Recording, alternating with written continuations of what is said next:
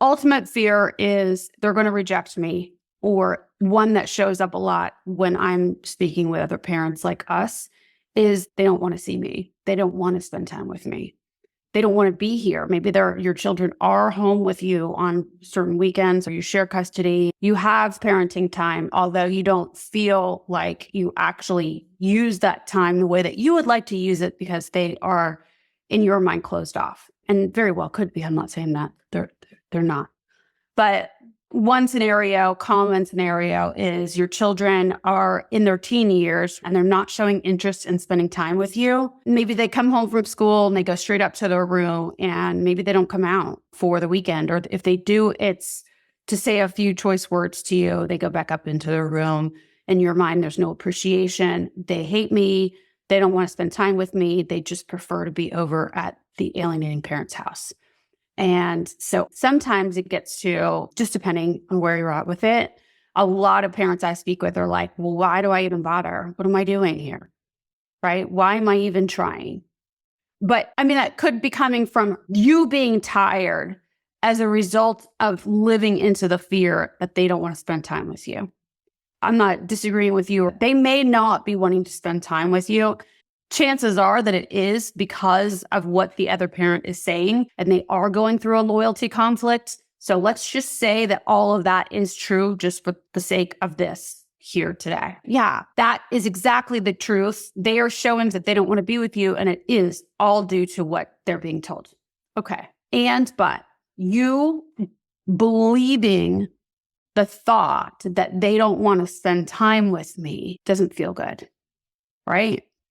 When you think they don't want to see me, they hate me, they don't want to spend time with me, how do you show up in your own home when they're there?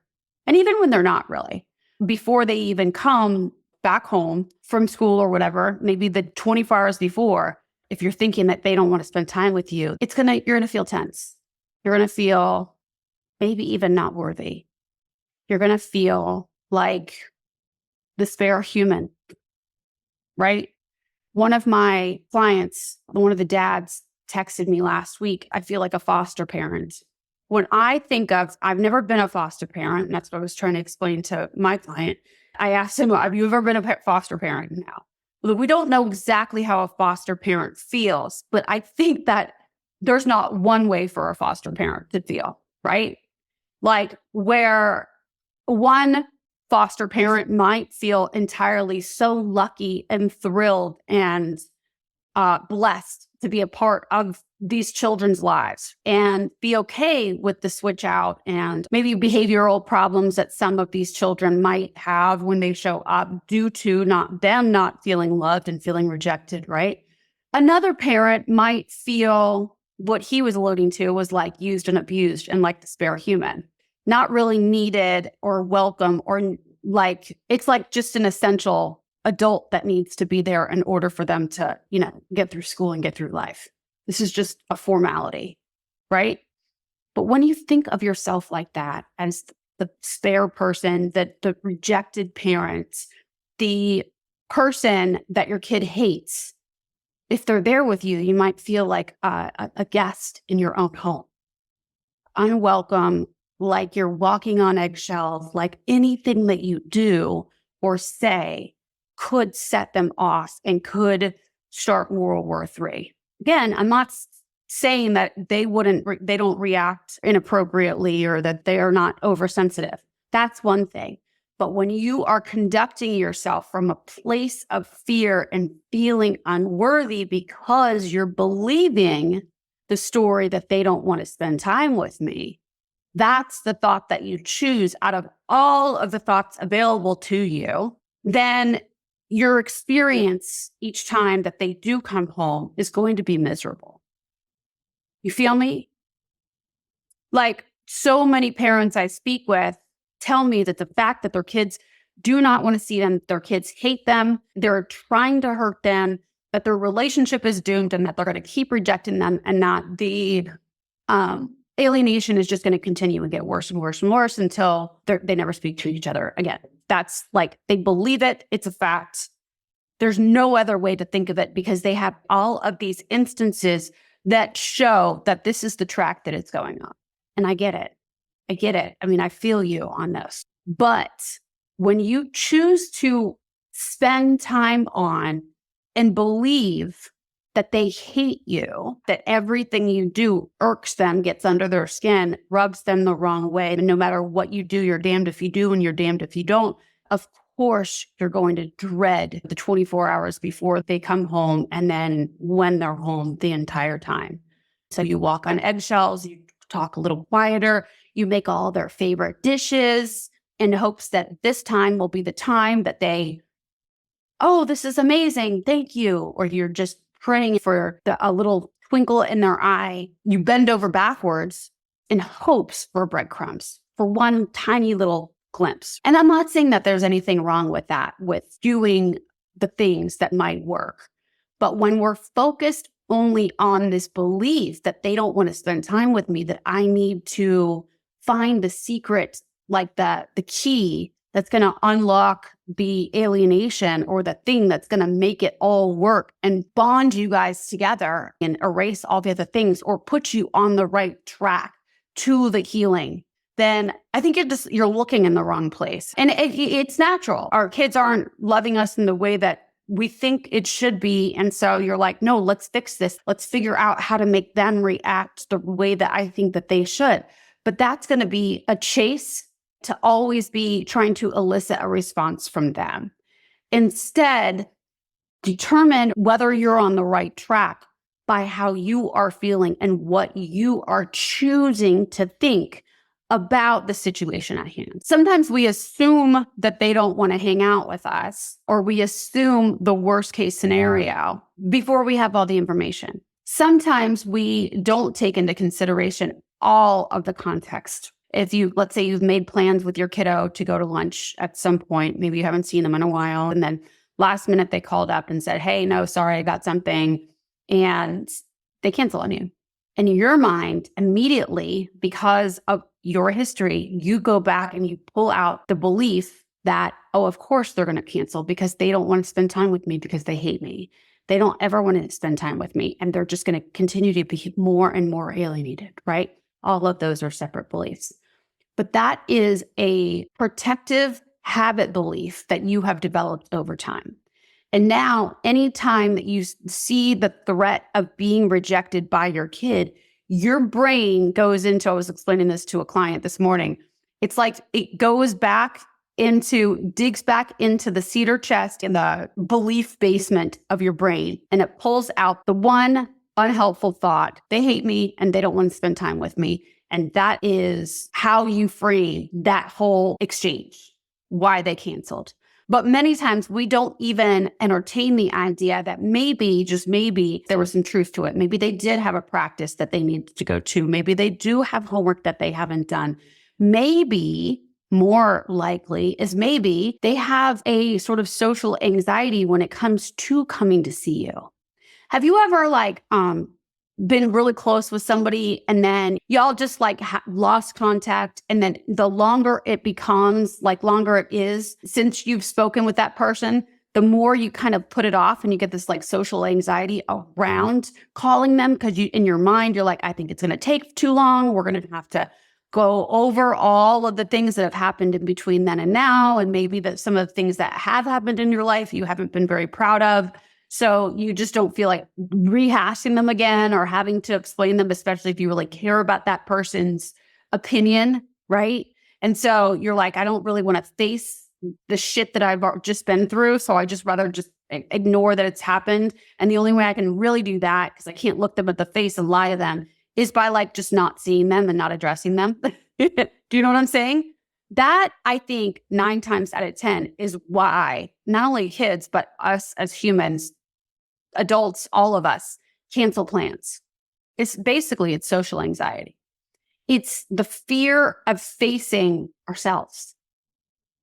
It's like, I don't want to have to deal with that, because if I deal with that, then I have to look at myself. And what does that mean? That means I have to change. I either have to change or I have to ignore it and deny it. And habit brain is always going to say, we vote for ignore and deny. Let's do that. Right? We want to go find pleasure, avoid the pain, not do anything new. right? That is just the way our survival system, habit brain works. So just remember that, I think, whenever you are facing a possible moment of rejection with your kiddo, especially if we're talking about kids in the teen years, your kids, 9 times out, yes, they're going through a loyalty conflict. If we're dealing with alienation, you know that they're going through a lot of cognitive dissonance inside them, right? They've got these two beliefs that are so polarizing, right? And it's so difficult for them to address that within themselves. Much easier to just avoid one or push it away. And of course, they're going to choose the parent that is less threatening, which is you. What that brings up for me right now, as I say it, part of my brain was like, man, I wish I would have been less accommodating back in the day. Less, no, I always want to be accepting and whatever for my daughter, but I wish I would have exhibited or laid down, practiced better boundaries earlier on. And I think that would have helped a lot to model to her from an early age. Also, maybe would have helped me to stand my ground in those defining moments in the early days, in front of the alienating parent and stepmother, But anyway, that's neither here nor there, because we cannot go back. And clearly that's how it was supposed to be, right? But yeah, I think that so often we'll get in situations where we're getting ready. We think that we're going to be rejected, right? And let's just really go into that.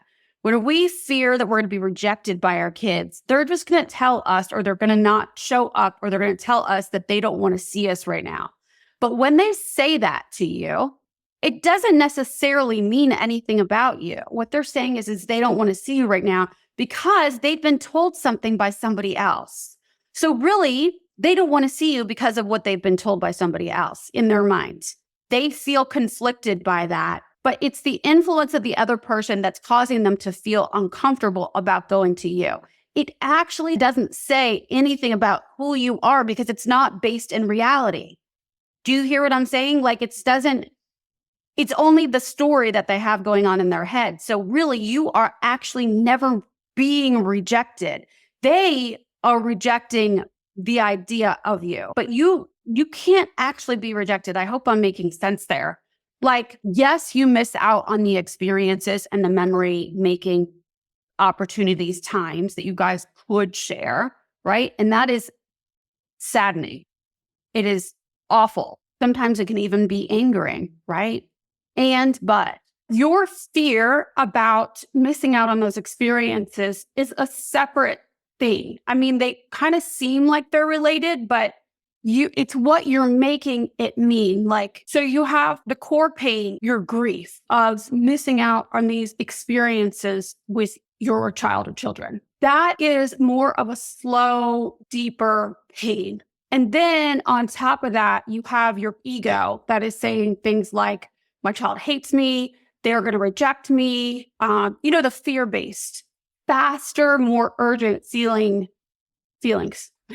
And those are the ones that muddy up the water for you so that it's very difficult later on to separate and determine what's what, so that you can actually get to processing the real feelings of grief, right? Like where it's really at. So that's what I'm here in this talk. That's what I'm trying to separate out for you. Like for me, my daughter rejecting me or not showing up or not wanting to see me. I mean, I never really believed that. I never really have attached myself onto she herself actually doesn't want to be with me. I know that when that has ever been said, that she is choosing them over me due to her belief that what they are saying is either true or right or what she has to believe. I know that she's not choosing them because I am terrible and I am worthy of being rejected. Do you know what I'm saying? So I think that there's a difference there. I am always worthy, fully worthy, and I know that. And she may not be choosing me, but it's not because of me. Does that make sense? Even with all the mistakes that I've made in my past and the imperfection that is me. And so we can't actually really be rejected.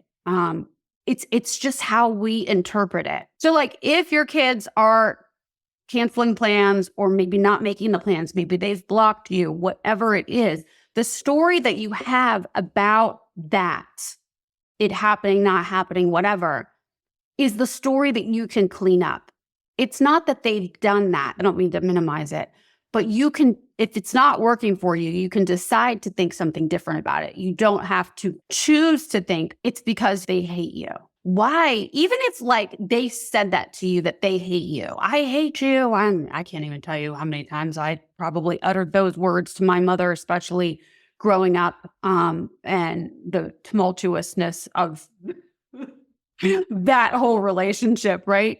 But even if they full on believed that they hated me, why would I want to pollute my mind with that thought, my child hates me? That is my belief that I'm choosing to think over and over in my head. Why would I do that to myself? Why would you do that to yourself? I mean, I know that many of us have done this before, but that's what I want you to question. Like, why am I choosing to repeat that to myself? Because it's almost like you're abusing your own self with those words. You know, with all of the thoughts that are available to you, all of the different beliefs that you could repeat to yourself, why would you continue to think my child hates me? Full stop. That's where it ends. My child hates me. Boom. They don't want to see me. Boom.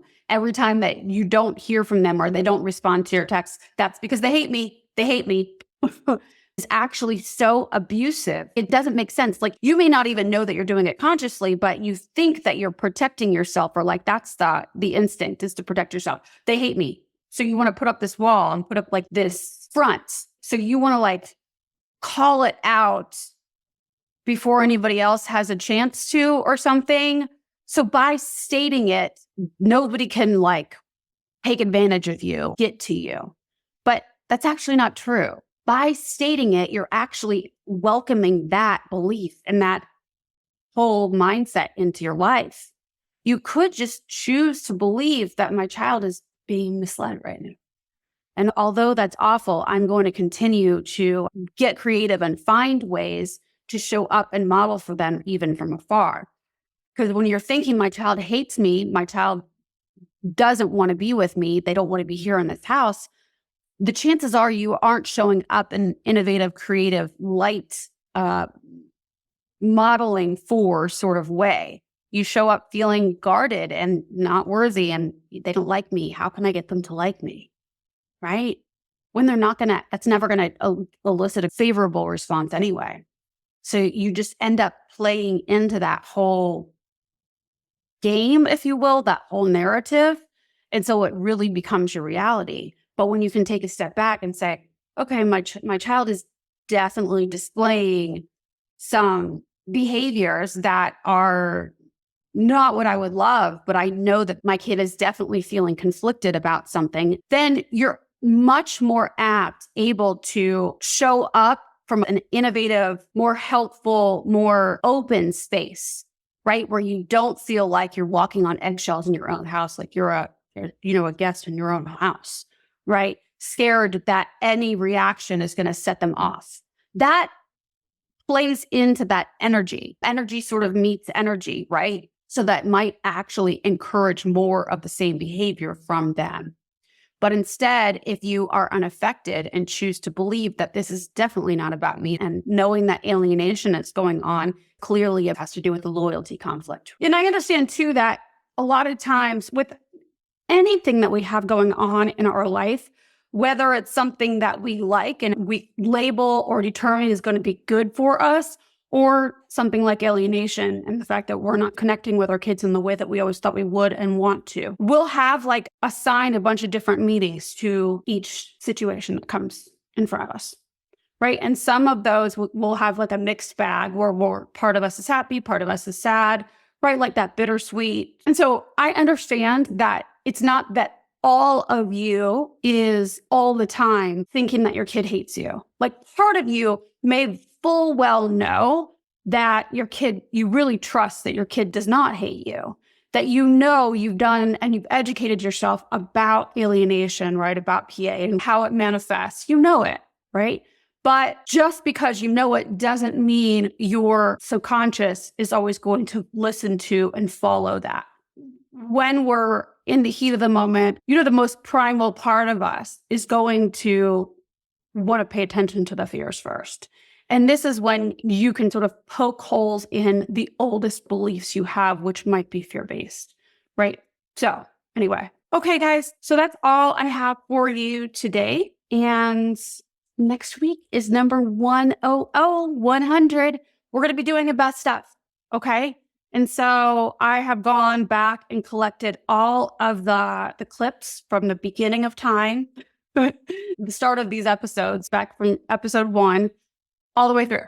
And that'll be next week. And I'm going to have to do, there's so many clips. Actually, I tried to narrow it down.